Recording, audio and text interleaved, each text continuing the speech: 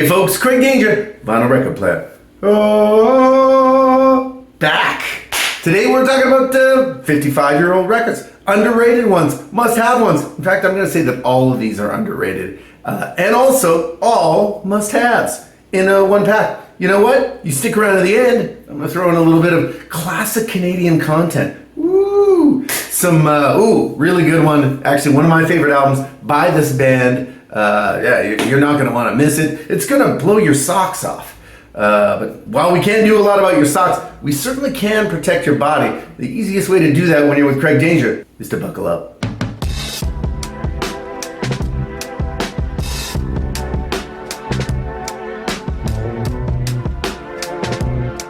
We're back. Yeah, so you know what? I'm just going to cut right into this.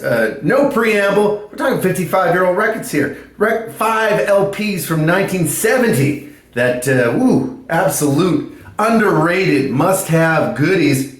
Free. How about Fire and Water? How about their breakthrough LP? This is their third album. Of course, I believe they had Tons of Sobs, which is a great album. Very difficult to find because, again, didn't really sell a lot of copies. Then they have their self-titled from, I believe, 68, 69. And then they have this Fire and Water. Everyone knows this album, at least partly, because of course, All Right Now exploded from this and basically became a classic rock staple forever and ever and ever. But you know what? This album is really just so much more than just that.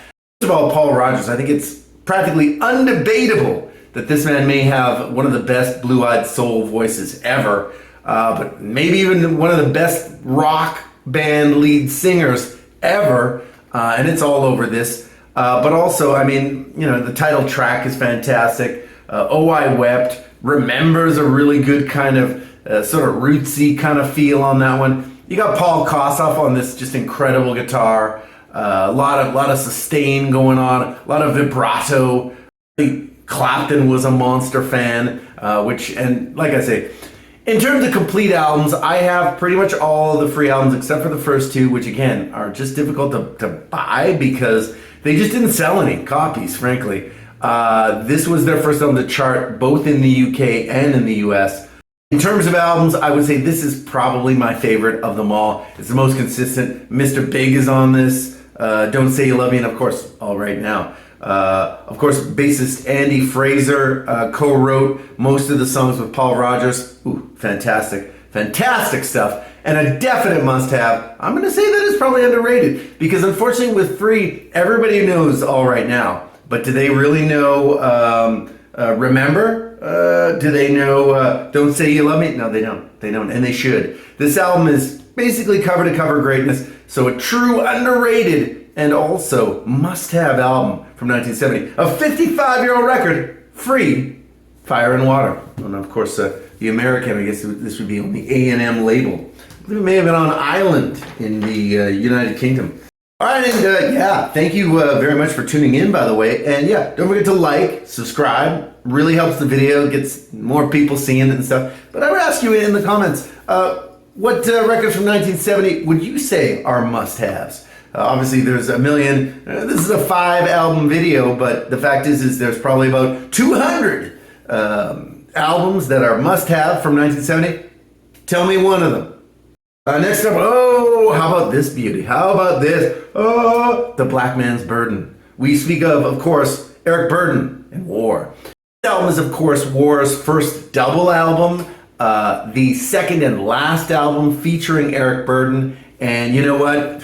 Fantastic, really great cover art. Then you get the for 1970. What's happening here? What's going on? It's just a lot of risque on this particular LP. And you know what? A really good LP. What I'm going to do is I'm going to do a playlist and I'm going to add a track from each of these albums that I'm showing today. People have been saying, "Hey, Craig Danger, why don't you throw some music into your videos?" And I'm like, well, if I did that, then basically I get a copyright strike, or the copyright goes to whoever owns this song. So it's like, But what I can do is I can definitely put a song in the playlist. And anyway, this album is this is not for people who are like, you know what, I need my songs 2 minutes or under only. This is all crazy sort of psychedelic jams, a lot of funky on this one. Eric Burdon, I mean, I'm not going to say that he may have been using drugs whilst recording this LP, but anyway, it's kind of a psychedelic sort of funk workout across all four sides of this particular LP on the Liberty label, as you can see right here. This is, like I say, it's a really fun record. And certainly I would say definitely underrated. And like I say, it was the last one featuring Eric Burdon. Eric Burdon, of course, they would be touring this. The New Musical Express in England would call them, the headline was Eric Burdon and War, the best live band we've ever seen. So they were ripping it up. They were going on a tour. They went on to a tour of Europe. And then basically Eric Burdon collapses on stage, has an asthma attack, basically quits the band sort of mid-European tour. So War obviously would be hesitant to play with him again, but obviously they ended up actually doing very much all right beyond the Eric Burdon contribution. Eric Burdon from here just kind of, he released a couple of LPs that kind of went nowhere, and of course he's still around. He's still jamming and doing stuff, but this is a real classic. I think one of his last, I guess you could say, a classic album, and certainly one of the few that he did in this style, which again, very funky, very psychedelic, but also those jams are long. This is for those who like to take it all night long and strong. The Black Man's Burden, Eric Burdon and War from 1970, a 55-year-old double LP that I'm going to say is definitely underrated, and I'm going to say it's a must-have. It's a great document, I think, of the particular period. Paint It Black, two versions of Nights in White Satin, but again, with War, it's always about the instrumentation, and man, what a crack band. War, Eric Burdon. So number three, let's talk about, of course, if you watch the channel, you know my man, Willie Hutch. I'm always big up on the Willie Hutch. Of course, this album released on RCA in 1970. His second LP for RCA, also produced by John Flores. What I'm going to do is I put a link in the comments. I interviewed the producer of this LP, John Flores, and of course he told me all the backstory behind this. But to be succinct, this has a really great backstory because basically Willie Hutch releases Soul Portrait in 1969. RCA doesn't know what to do with it, doesn't promote it. They release a single that's not even close to the best song on it. It goes absolutely nowhere, sells absolutely nothing. So John Flores and Willie Hutch are like, what are we going to do to get our record promoted? And John Flores has the idea, along with Willie Hutch, hey, what if they recorded a pop album, much less in the sort of gritty, all bangers sort of motif that was captured on Soul Portrait. So what do? They basically create songs to hear when you talk of love. And of course, Season for Love was born. Very much, I would say very much his most AM radio, AM soul kind of record. Very much, you can hear Sam Cooke tones in a lot of Willie Hutch records, but none more than this. This is basically him. Of course, he had the same manager as Sam Cooke. Sam Cooke, of course, had passed in '64. But you know what? This actually, wow, really, really great album. And you know what? What ended up happening is RCA was like, "Oh, you thought we would promote pop? Well, we will, but not by a black guy." And boom. And this album then proceeded to sell absolute buckets. Where then on, he would move on to Motown, and again, they would not promote him there either. So, Willie never really had a shot, but you know what? Willie did make a lot of money. He did write I'll Be There by, of course, Michael Jackson and the Jackson 5, which I think pretty much kept him in suede hunting uniforms for as long as he wanted to be. But again, this album is a must-have. There is a repress from, I believe it's around 2016, widely available in record stores. Don't slip on this album. Also available on streaming, this one. As a matter of fact, this is relatively new. Over the past year, streaming, at least in terms of YouTube Music, which usually is the same as Spotify, have added all of the Willie Hutch catalog, which for the longest time, it was not there. Now it's there, but definitely peep this one. Trying to Understand a Woman. Ooh, that's a good one. But all over this There's some really great riffing by Willie, sort of showing off his guitar skills, etc. But Season for Love, a definite underrated, and I think, like anything Willie Hutch, an absolute must-have, a 55-year-old record from 1970.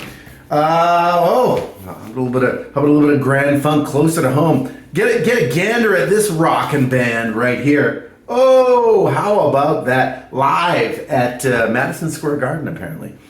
Closer to home, of course, was Grand Funk's really breakthrough LP. The closer on this, of course, is Closer to Home, also known as I'm Your Captain.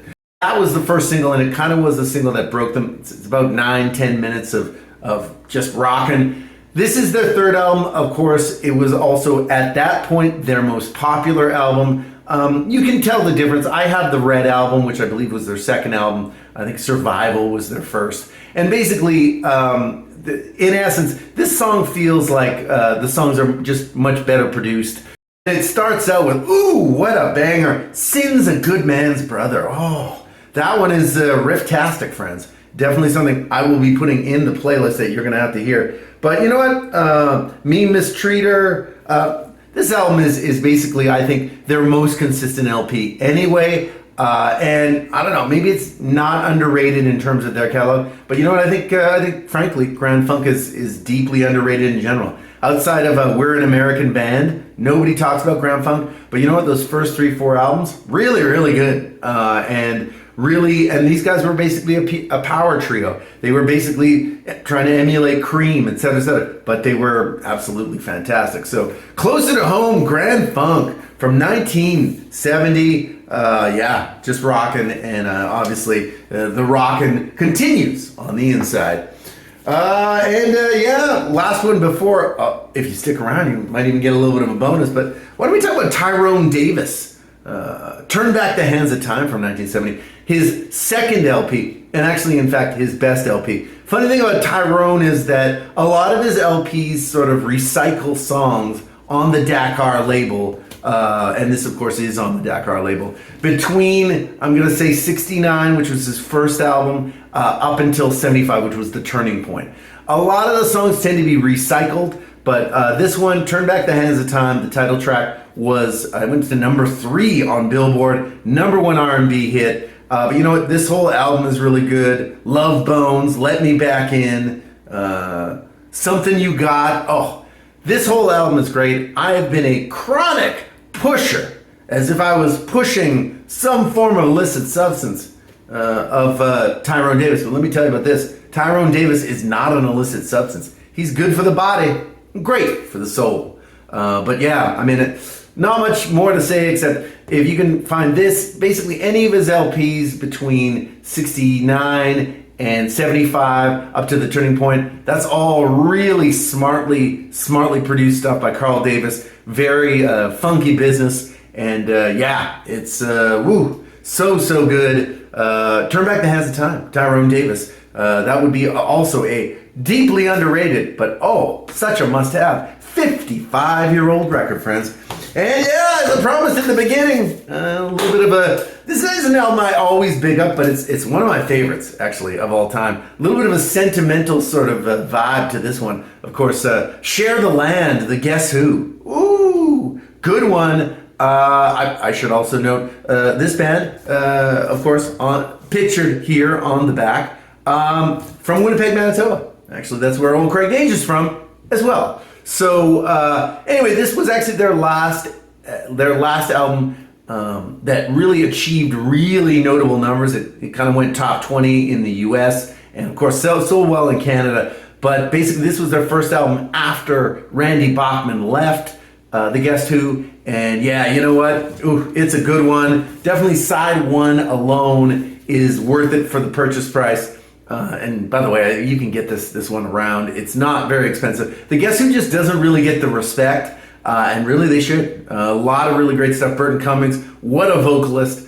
But yeah, no, certainly the first side of this one, you got Bus Rider, Hand Me Down World, Do You Miss Me Darling? The whole side, basically about 5 songs on the first side, basically ended up making up the first side of the best of the Guess Who from 1971. So in terms of quality, ooh, that first side is amazing. The second side, it's not perfect. It's not perfect, okay? But, ooh, is this an underrated album from 1970? Oh, absolutely it is. Is it a must-have? I would say. Like I say, that first side is just absolutely outstanding. And, yeah, The Guess Who, Share the Land, that title track, though, too. Ooh, number 10 on the Billboard charts. Ooh, one of their last and biggest hits, and such a great song. Such a great sort of sentimentality, particularly as we are currently in the age of robber barons. So, hey, Share the Land, probably a lot of people don't want to hear that. I do. But anyway, that's it for 5. Oh, we had a bonus. 6 must-have and also underrated LPs, 55-year-old records from 1970. So again, thanks for joining me here as we talk about 55-year-old records. Ooh, those years are passing. They're passing by quick, friends. But anyway, thanks for hanging out. And you know what? I am going to see you on the next one.